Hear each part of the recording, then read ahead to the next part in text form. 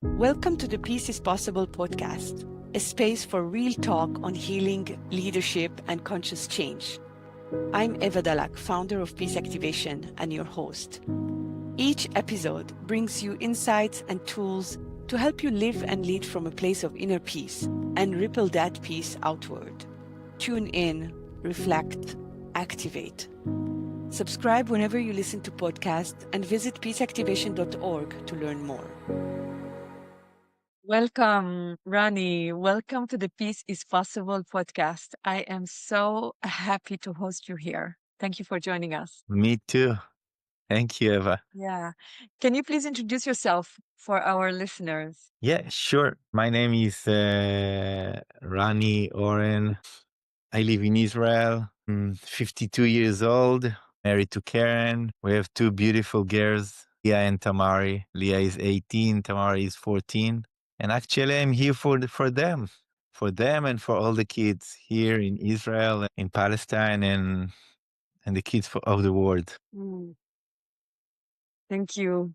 I see behind you, we are one. And I know what it is, but I would love for you to share with the listener what is we are one? What's your vision for peace? So actually, I'm working more than 25 years with people. Started from, a personal point of view of a research of a guy that was out of the army and felt that it's not supposed to be as it is and we have to change the world. But I didn't really know what to change and what to do. I just started spiritual research. And then I got to the conclusion that through education, you can change the world. And I was a student of psychology, and I did like a mentorship program with a kid that came from Russia and lived here in Israel and had some problems. And we had this program called Perach for a year. And after a year, we just, separated, and I didn't hear from him for 2 years. And 2 years after that, he called me from the beach Friday noon, and he said, "Look, I'm here." And I said, "What do you do there?" And he said, "I live here on the beach." So I said, "How come?" And he asked, "Can you come and pick me up?" I said, "Okay, I'll come." And I went there and I met a 14 years old young man, had like more than 9 cases in the police and lots of problems. And after 3 hours of sitting together and talking, he took me to the center of Israel, to Dizengoff Square. And I just met, a building full of young people living there. And I was really amazed from him. And Sagi is the name of this kid. I took him to my place, took him home. And from this one guy I took from the beach, I opened the Youth of Light project, which is right now we are celebrating 20 years of program and more than 3,000 youth at risk guys that went through the program. And during all these years, I really saw that the transformation is possible and we can really change ourselves. And I learned I did the first degree and second degree and learned lots of education all over the world. And then after the 7th of October, we opened a healing space. Here I live here in Rishpon in Israel, and started to heal lots of young men that suffered from the trauma. And observing the situation, the difficulties, the pain that they all suffered, I asked myself what we can do. Can we do something else? Can we really help to us as a humanity to change the situation? And so I went to Italy May 24. My mentor lives in Italy. His name is Patrizio Paoletti. And I went to meet him, and then we were like 400 people all over the world. And we came for a retreat for a weekend. And I spoke with them, and lots of friends from all over the world were very, very worried from what happened here in Israel and from the war and from the situation. And at a certain point, one of them, a very dear friend, asked me, "Ran, why won't you do something for us? And I said, what do you mean? Like what? And he said, maybe you can go, I don't know, go to politics, go to do something to change the situation. And I said, okay, I don't know what you're talking about, but I'll go back to Israel and I try to ask myself, what can I do? And I started a journey, a beautiful journey, a very deep and emotional journey. Started meeting lots of people in Israel and in East Jerusalem and in Ramallah and wherever I could go and meet friends. And after meeting hundreds of people and just talking with them, I got into the conclusion that in this moment, we have to find the place where we all meet, and that we are all, in the end, we are all one. We have one universe or one God.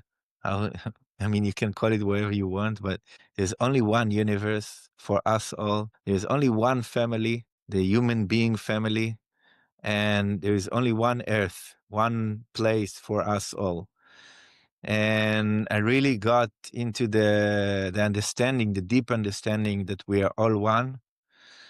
And in one side we are one, and in the other side each one of us is one of a kind. So I opened the movement one, and I thought about it that in order to really make a change, we need to have three organizations. I opened an association called One, and then we need also the business part because it's helped a lot in this moment, historical moment, and also a party in order to go into the parliament and change the situation.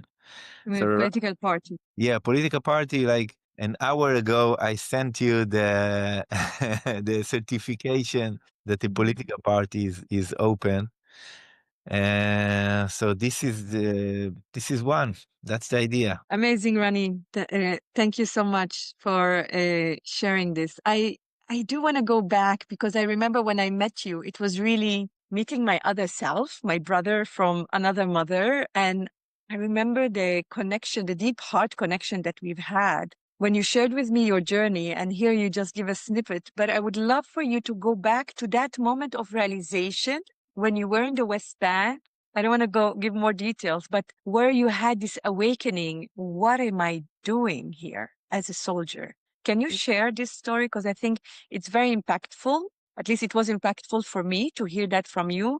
And it kind of gave me the trust that your personal journey, your personal transformation can be kind of the light beacon for others, that we can all transform. And it just takes sometimes a moment, doesn't take a lifetime. Sometimes it's enough for a moment of presence to allow this transformation to happen. So can you share more about that? Yeah. So I was raised to wonderful parents, Itzik and Shoshi.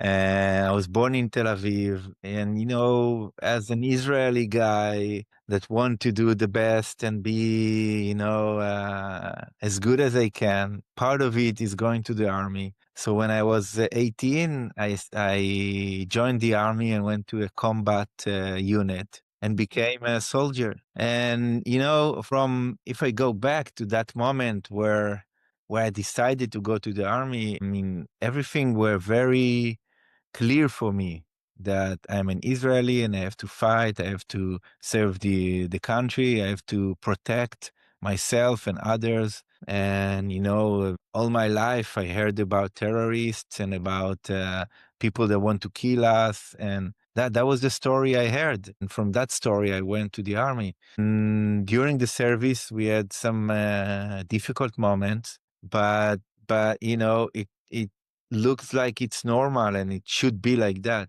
But in a special moment that you were talking about in the West Bank in Shechem, how do you say Shechem? In Nablus.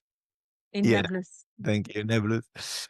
We were looking for a guy for a long time, and we reached his place, and we will start fighting each other and shooting each other. And in a certain moment, he started to shout from the place, from his home, and asked to surrender.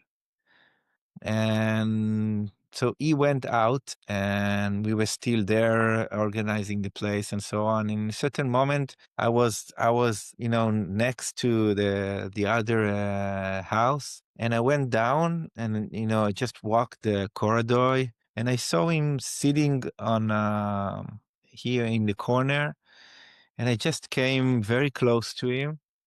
For a long time, I knew his name and I knew the story that he's a very bad guy and we should really catch him and so on. But in that moment, I just went and came very close to him and just, looked into his eyes. And then something really special happened that never happened to me before. I was looking into his eyes, and through his eyes, I really saw myself. And there was a very silent moment, a moment of presence. Like everything else was stopped, all the stories and all the ideas and all of it was stopped. And in that silence entered a question: why? Why, for God's sake, are we two young guys fighting? Why are we trying to kill each other? Yeah, it was so strange and so special and so, I mean, I don't know what he felt in that moment. And I've never had the chance to go back and speak with him. But for me, it was a moment that really changed all my life, because for a moment, all these ideas that I got from where I was born and raised, it was all gone. It was like, Mhm. just imagine something that is broken for a moment and the light enters. That's what I felt in that moment, that the light Good. enters in. And then I went back and, I told myself I will never go to fight again. And, I went to my friends there and I told them, and no one really understood what I'm talking about. You had a moment of awakening. This It is was a moment such of- a special moment. That's like a moment of awakening to the humanity that we all share. Yeah. And that's an amazing gift. It's a blessing. Yeah, exactly. It was just two human beings, sitting there together, and from that moment, I really started to research other ideas and other points of view, and to look for the human being, and not for, we are born to this world and we come, and each one of us is meet parents and hear stories, and we become what we become. And that's what I see also with the youth that I'm working with, because they are very violent youth, because they hurt themselves or others. And but right now I know that inside of them they're not violent. I mean, they become what they become only because they were raised in a certain environment, and that created that kind of way to look and to understand the world. But for me personally, I just started to learn, and started with the Buddhism, and then I went and I read the Quran, and I read the Bible for the first time from other point of view, and I read the New Testimonies and the Bhagavad Gita of the Buddhism, and really got to the conclusion that in the end we are all human beings. But the problem is that in order to become human, we have to do a work. Mhm.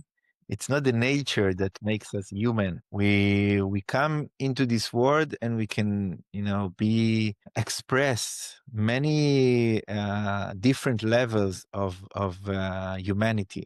But in order Mhm. to really go to the higher capacity of us to be really humans, to share compassion and to really see others, we have to work. You have to work hardly on that strong impulse, that is the animal impulse that is inside of us. And so Mhm. since 99 I started a path of practice a lot meditation and Mhm. breathing, in order to because I got, I understood that it all starts inside of us, and the violence is first of all inside of us. Because if I feel fear, and if I feel that I have to survive. And if I feel uh, that I have to revenge, and so it all starts inside of me, and the main work is to really work inside, because peace starts inside. And it only takes one person to decide,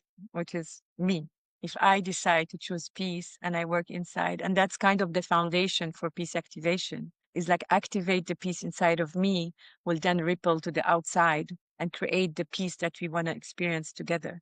And I think that's part of what I really loved hearing you talk about, because when we met, as I said, it was like, wow, I just met my own reflection and somebody that have gone through the same similar process but different journey, with a realization of moving away from this programmed hatred to each other, to understand, oh my God, we're being manipulated to hate each other when we are actually one and the same human with the same desire and belonging and longing to belong, And I remember what you shared is also, and I would love for you to share it here, is like the work that you do with this youth of light, and the example of the candles, that I think is just such an amazing symbol that really touched my heart. Can you share that? Yeah, sure. When I picked Sagi from the beach, I brought him back home, and then I helped him to go back to school and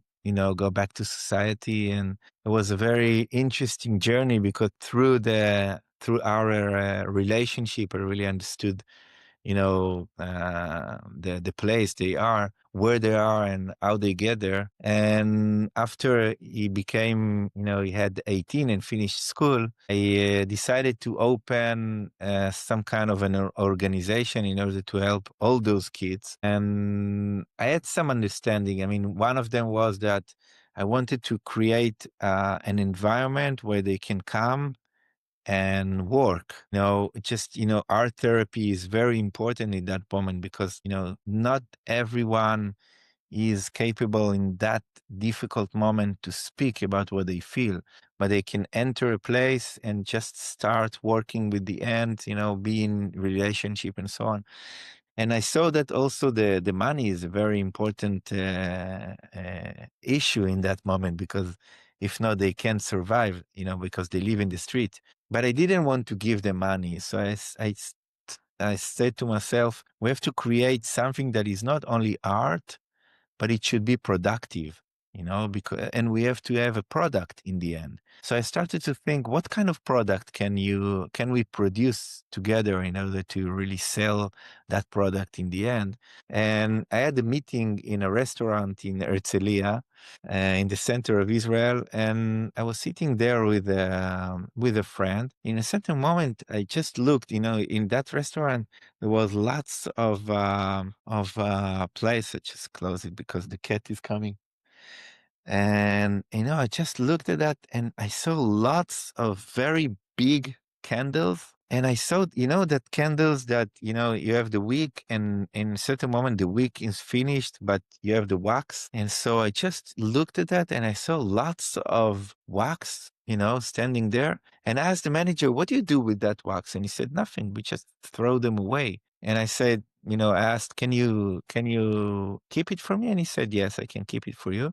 And a week later I came, and I got a box full of wax. And then I had a moment of vision. I just looked at that wax, and what I've seen is lots of potential that was about to throw away to the garbage. And I thought, it's so similar to the place where they are, those kids, because those kids come into a moment when they feel that they become the problem, not my behavior is a problematic behavior, that I am a problem and others don't want them. And, we just push them out of the structures, out of schools, and I just, looked at that potential, and I told myself, if we just can take that wax and put it inside of a container and, create a warm heat, which can be love, when you feel love, the love,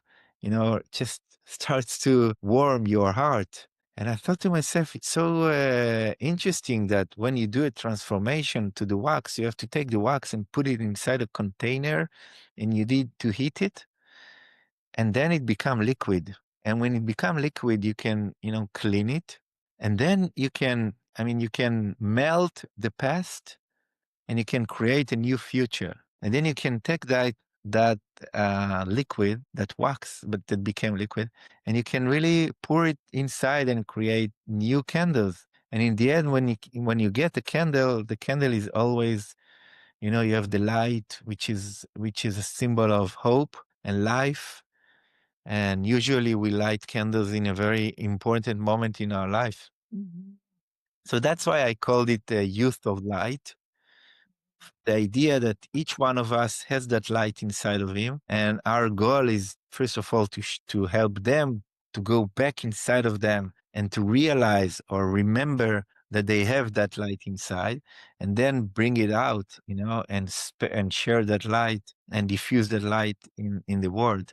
So that was the I idea of just Youth of Light. I just love this story. I just love this story. It's so symbolic on so many levels. And for me, when I heard it the first time, it just exemplified concretely in a concrete application of what it means to work on inner light and inner peace, and how we can have this inner warmth rippling outside into a product that we can share widely. And I remember when you shared that you gifted me one of those candles, and every time I would light them, it would just like bring so much joy into my heart, because I was like, wow, this was created by youth at risk that didn't have anything, like literally nothing, living in the street, and that you created this program kind of listening, with deep listening to what the environment was giving you, like you were listening to the signs, just like that moment of awakening with that person in Nablus,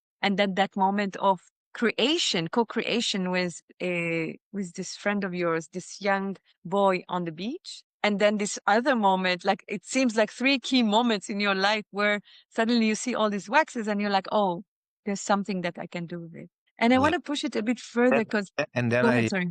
sorry, just a second. Yeah. After I started helping those kids, we started in Jerusalem, and we have decided to open the Youth of Light project in every, just to show that, because we had lots of good researchers, and it was in Jerusalem and then in Ashkelon in the south of Israel.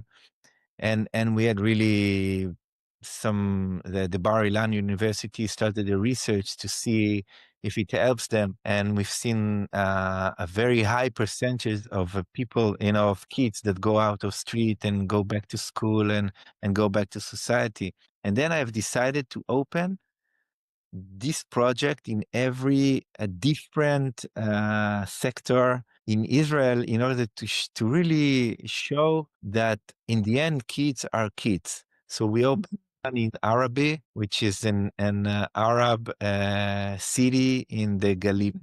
And we opened one in Zarzir, which is in Bedouin Muslim kids in the north. And that was the idea. Then we opened in Hulon and in Tel Aviv and in Modi'in Elite and other places. So today they are not only kids that go from the street and do those candles, but they're really candles of peace, because those kids are making them together Mm. to help themselves and then, really change the society. This is amazing. Where I want to take that is in one of the podcasts with Amiram Sallam. She speaks about how many of the settlers around the West Bank, and specifically in Hargilo and elsewhere, are coming from youth at risks. Yeah. And that these youth are being manipulated and programmed so that they bring this violence into these Palestinian villages. I'm wondering, have you also worked with Youth of Light in this type of communities? Well, not yet. Not yet, but I had this dream. Hopefully it will happen, because I think this would have amazing implication for all of us. Yeah. This brings us actually to what you created with We Are One, because when I met you, I actually met you in Rishpon when Dalit and I were going to facilitate a workshop, and our movement is called One Whole Piece. Yeah. that we created in 2016. And we've been doing this workshop on conflict transformation from within. And now we're calling it Transflict, using spiritual psychology tools in Hebrew in different places in Israel. And when the lead found your place, she's like, oh my God, we have to do the next workshop in this place. It has such an amazing healing energy. And she's been talking to me about the place, but it never kind of clicked. And then when I read it, I'm like, oh, your name is One. And we are also one. And somehow this oneness connected us, realizing that we've been working in parallel towards the same goal, having a similar vision. And right now, what we are, at least I'm excited about, is that we're finally bringing this vision together. And Yeah. I deeply believe in the model that you have created in terms of economic empowerment, political party, and the association, like social activism. And this combination, because even if it seems like every action is separate, but actually when we put them together, they go hand in hand. And it's very important that we're courageous enough. And I think that's the quality I admire about you, is the courage that you have to step into this. I am going to run for politics. And you're not a politician, you're a social activist, you're a meditation teacher. And I think stepping up towards showing that no, we have a role and responsibility to step into those spaces that we constantly criticize. We're constantly criticizing the politics. Yet who is stepping into these spaces? Not us. So when we are stepping into that, can we bring this light you are talking about? Can we melt the perception that we have about politics and social activism and economic empowerment into one container that can hold all of us and lead us towards the light? Seems utopian, but I think you're doing it. Do you want to say more about that? Yeah, I can say that from the moment I understood what you said right now. I mean, if you want to really change the situation, you can't sit beside and just, watch and just, complain. And just by thinking about going to politics, all my friends and family and people, from the community and that, practice meditation and so on, told me, no way, because politics is separate us as people. And there is no chance that you can go with a vision of one into politics. I listened carefully at that moment. Also, lots of my friends told me, no, I'm not going to politics. It's a very violent space, and it's not a space where I can really express myself. I will be activist, social activist, and I'll do it there, and I'll open an association, and we will do programs, and we'll do. And, I really appreciate doing programs. I'm doing it for more than 25 years, but I really understood that in this historical moment, if we will not do that step, we will not be able to change the situation. We need to do that too. And, one day I was here in Rishpon, and really, in a certain moment, I imagined what would happen if, just a violent gang will be here out of my home and, conquer the road. Would I go out or just stay in my place and say, no, it's too violent there, I will stay here? And, just I am talking from an humble place. I've never been there. So, I know one thing, that only when you do something and you really experience it, you can really understand it. So right now I'm talking from a vision and not from an experience, but I know that this is the right thing to do. And as I did in lots of other moments in my life, when I see something that should be done, I mean, I'm telling also myself, and I have to be the first to really do it. So I think that open a political party in this moment and ask friends to come and to join and to really have, maybe for the first time in Israel, a political party that is not the classic political party, which has a right or left or this idea or that idea, but it will go with that philosophy that we're talking about, that we are all human beings and we have to invest the energy, the money in education, because what we're going to do is take the education part, which is in the end, I think that in order to change the world, we have to really focus on education, because I think that also what we're doing right now is education. Education is, that in Latin, extudere is calling out the potential you have, so good education is create an environment that really calls you to take out your potential and really bring your best part, the higher part of you into action. Mm. I love that. Really, I resonate so much with this, and that's one of the reason why I said yes immediately when you say, "Will you join?" I say, "Yeah, absolutely," because I think that it goes hand in hand. The politics is personal, the personal is economic, the economic is spiritual. Like it's all connected. We have been separated as different parts of us, or I do this, but I don't do that. I am this, but I'm not that. And this polarization that has been pushed to the extreme, and that's what we're experiencing right now with the genocide, with the chaos, with all the things around the world that we're experiencing internally and externally. I think right now is the moment to step up and say, no, the political, the spiritual, the economic, the everything is connected. And it's time for us to come back to the heart of the matter. And the heart of the matter is actually our own heart in our own body. And embodied wisdom is this willingness and courage and strength to step up and speak truth to power and say, if I am not okay or I'm in disagreement with this, then I need to take an action. And I love what you said about you just look at what needs to be done. And right now, what needs to be done is imagine a completely different way of being, of doing, of learning, of educating. Like we're stepping out of the matrix of programming and manipulation.